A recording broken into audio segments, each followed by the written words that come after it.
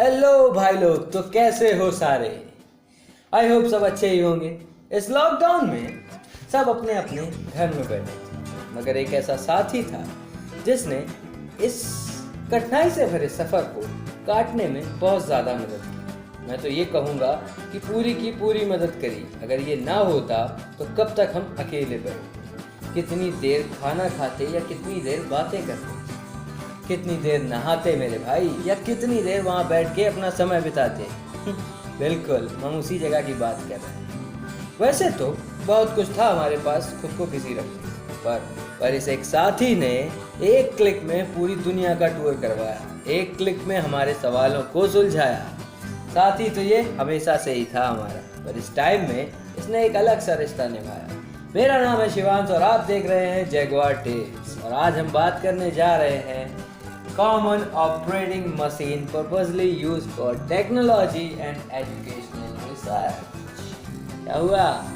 अरे भाई, हम बात कर रहे हैं कंप्यूटर की। एक ऐसा उपकरण, एक ऐसा डिवाइस जिसने आम जनजीवन को बदल के रख दिया, जिसने दांतों की सफाई से लेकर रोबोटिक्स तक पहुंचा दिया।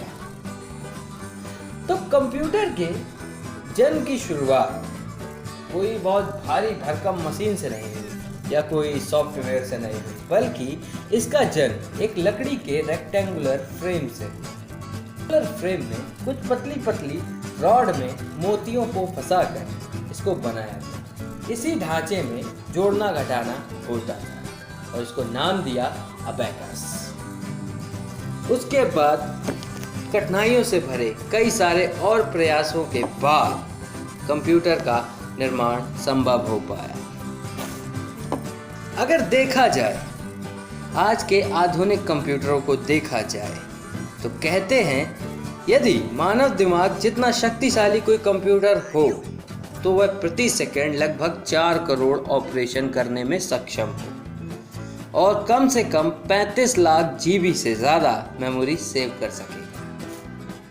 आपको जानकर हैरानी होगी, 1968 से लेकर 1976 तक यानी 8 सालों तक अमेरिका का न्यूक्लियर मिसाइल लॉन्च करने वाला जो कंप्यूटर कंट्रोल था, उसका पासवर्ड 000000 था। है ना अद्भुत? मूल रूप से कंप्यूटर का विकास गणनीय गणनाओं को बड़ी संख्या में करने के लिए किया गया था। कंप्यूटर का इतिहास यही व्यक्त करता है कि काफ़ी कठोर प्रयासों के बाद ही कंप्यूटर का विकास संभव हो सका है। इस प्रतिक्रिया में विभिन्न प्रणालियों को जन्म दिया, जैसे बेबीलोनियन प्रणाली, उसके बाद यूनानी प्रणाली आई, रोमन प्रणाली आई और आई फिर भारतीय प्रणाली। मगर इनमें से भारतीय प्रणाली को स्वीकार कर लिया गया। भारत के प्राचीन विख्यात खगोल शास्त्री और गणितज्ञ आर्यभट्ट के द्वारा दशमलव प्रणाली यानी डेसिमल सिस्टम का विकास किया गया था। यह 0 से 9 संख्याकरण की आधुनिक दशमलव प्रणाली का आधार है तथा बाइनरी नंबर जैसे 0 और 1 का सर्वप्रथम ज्ञान वितरण प्रस्तुत किया गया। इन दो अंकों को 0 और 1 का ही प्रयोग प्रथम कंप्यूटर की संरचना के लिए मुख्य रूप से किया गया था। आर्यभट्ट जी की इस देन के बाद आप सोच सकते हैं, अगर भारत में गणितज्ञ आर्यभट्ट के द्वारा दशमलव प्रणाली का विकास ना हो पाता तो क्या आज हमें जो कंप्यूटर का इस्तेमाल इंटरनेट, मूवीज़, गेम्स खेलने के लिए करते हैं, क्या उनका विकास मुमकिन हो पाता? हमें नीचे कमेंट में ज़रूर बताएं। दोस्तों, क्या आपको पता है कि कंप्यूटर शब्द का इस्तेमाल कंप्यूटर के निर्माण से बहुत पहले ही होता था, आ रहा है।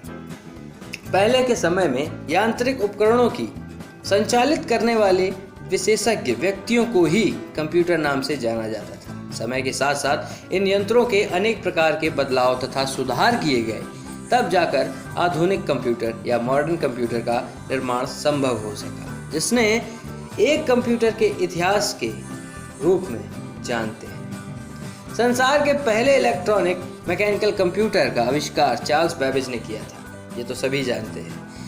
इन्होंने एक एनालिटिकल इंजन बनाया था जो गणनीय गणनाओं करने के लिए सक्षम था, मतलब मैथमेटिकल कैलकुलेशन करने के लिए सक्षम था। इसे डिफरेंशिएशन इंजन या डिफरेंशियल इंजन भी कहा गया है। चार्ल्स बेबेज एक ब्रिटिश मैथमेटिक्स प्रोफेसर थे जिनको कंप्यूटर का जनक भी कहा जाता है या फादर ऑफ कंप्यूटर भी कहा जाता है। कंप्यूटर का विकास कई चरणों में हुआ, कई पीढ़ियों में हुआ।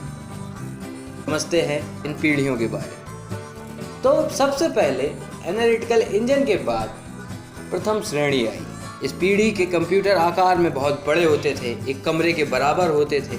इस कंप्यूटर के मुख्य उपकरण वैक्यूम ट्यूब और मैग्नेटिक ड्रम थे। ये कंप्यूटर ऊष्मा पर अधिक उत्सर्जन करता था, मतलब ह्यूमिडिटी पे बहुत जल्दी गर्म हो जाता था। उसके बाद समय बदला, दिन बदले, सेकेंड जनरेशन कंप्यूटर आया। इस जनरेशन का मुख्य कंपोनेंट ट्रांजिस्टर बनाया गया। वैक्यूम ट्यूब के स्थान पर ट्रांजिस्टर का उपयोग किया जाने लगा। यह पहली पीढ़ी की तुलना में आकार में छोटा होने लगा और तेज गति से कार्य करने वाला भी हो गया। फिर भी ये इतना कंफर्टेबल नहीं था। आकार में छोटा होने के बाद भी ये काफी बड़ा था। इसलिए तीसरी पीढ़ी में आईसी का इस्तेमाल करना शुरू हुआ। आईसी चिप का इस्तेमाल। इससे कारण हुआ क्या, बड़े ट्रांजिस्टर की जगह एक छोटी चिप ने ले ली। इस चिप पर कई ट्रांजिस्टर होते थे। इस पीढ़ी में कीबोर्ड मॉनिटर का इस्तेमाल शुरू हुआ। यह बहुत छोटे आकार का कंप्यूटर था। इसकी क्षमता दोनों पीढ़ियों के कंप्यूटर से बहुत ज़्यादा थी। इसी पीढ़ी के कंप्यूटर का इस्तेमाल घरेलू स्तर पर प्रारंभ हुआ था। आप लोगों ने मूवी देखी है कोई मिल गया, उसमें एक कंप्यूटर दिखाया जाता है जिससे जादू आता है। वैसे ही कुछ कंप्यूटरों का निर्माण हो गया तीसरी जनरेशन में। उसके बाद वो भी कुछ इतना फास्ट नहीं था, इतना एडवांस नहीं था। तब फोर्थ जनरेशन में जब हुआ तो इस पीढ़ी के कंप्यूटर को डेस्कटॉप और पर्सनल में पीसी में डेवलप कर लिया गया। इन्हीं को डेवलप करके पीसी भी कहा जाने लगा। उसके बाद फिर नंबर आया पांचवी पीढ़ी का। अत्याधुनिक कंप्यूटर पीढ़ी है।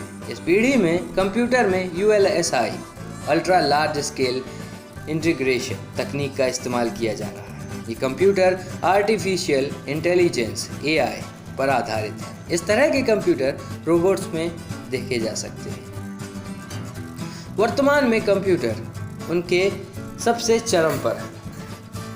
अब इसके आगे भी बहुत कुछ डेवलपमेंट हो सकता है, ऐसा नहीं है कि डेवलपमेंट नहीं होगा, क्योंकि अभी भी बहुत कुछ बाकी है। आप देख सकते हैं कि कंप्यूटर का स्थान धीरे धीरे मोबाइल ले रहा है। एक स्मार्टफोन कंप्यूटर ही तो है।